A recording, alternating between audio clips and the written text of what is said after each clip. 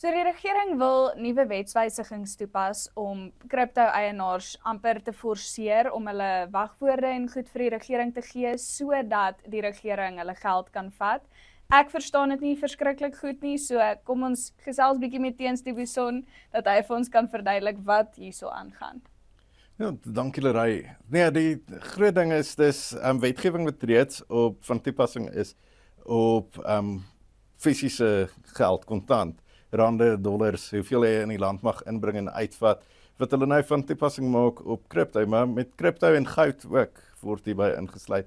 Stel hulle streng perke van hoeveel jy mag besit en dan hoeveel jy in en uit die land mag vat. In party gevalle verbied hulle jou totaal en al om dit in en uit die land te vat. En ja, die doel van baie van hierdie crypto geldeenhede is juis om internasionale transaksies makliker te maak. Om byvoorbeeld, as daar 'n groot tydverloop is tussen wanneer 'n produk gelewer word en wanneer jy betaling ontvang, is daar crypto geldeenhede wat daai skommelings tussen byvoorbeeld die rand en die dollar absorbeer en dan weet jy, selfs al verloop daar 3 maande tussen wanneer jy 'n produk lewer en ek betaal jou, dan gaan jy beskerm word teen enige skommelings in byvoorbeeld die rand se waarde en dit beveilig albei partye in die transaksie.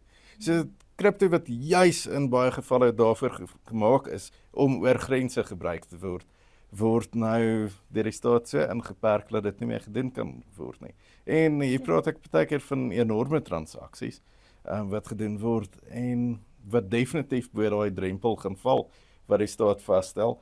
En ek kan nie sien hoe hulle dink dit is 'n goeie ding vir Suid-Afrika as beleggingsbestemming nie. Dit gaan baie mense wat daaraan gedink het om in Suid-Afrika te belê, net oortuig die risiko is te groot, jy kan dalk jou geld invat in Suid-Afrika, maar jy gaan nooit jou winste terug huis toe kan vat nie. Ja, dis hard.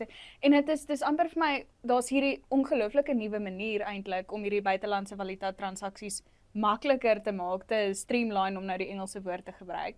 En hierdie ongelooflike nuwe tegnologie en dit voel vir my die regering hou eintlik net ons ekonomie terug deur hierdie verskriklike hierdie sentralisasie amper en beheer. Ja, dit is absoluut drakonies. Ek meen, crypto geld, eintlik enige geld.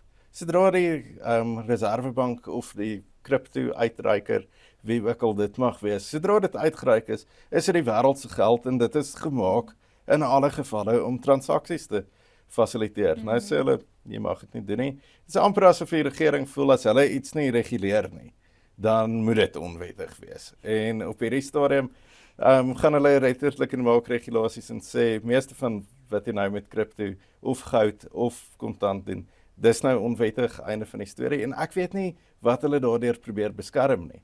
Want hulle laat dit klink asof as jy 'n klomp crypto hou, is jy 'n krimineel. Wel, as hierdie deurgevoer word, is jy dan inderdaad 'n krimineel vir iets wat vanselfsprekend behoort te wees op hierdie tyd waarin ons lewe.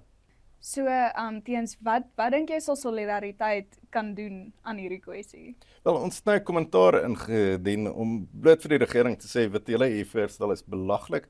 Dit sit Suid-Afrika dekades terug en ons stel ook voor dat alle kapitaalvloei regulasies geskraap word. Daar's geen rede vir Suid-Afrika om dit nodig te hê nie. Dit skrik buitelandse beleggers af en dit beskerm nie regtig enigiets wat hulle sê dit doen nie. Hulle praat selfs daarvan dat dit geld gaan inbring vir die land.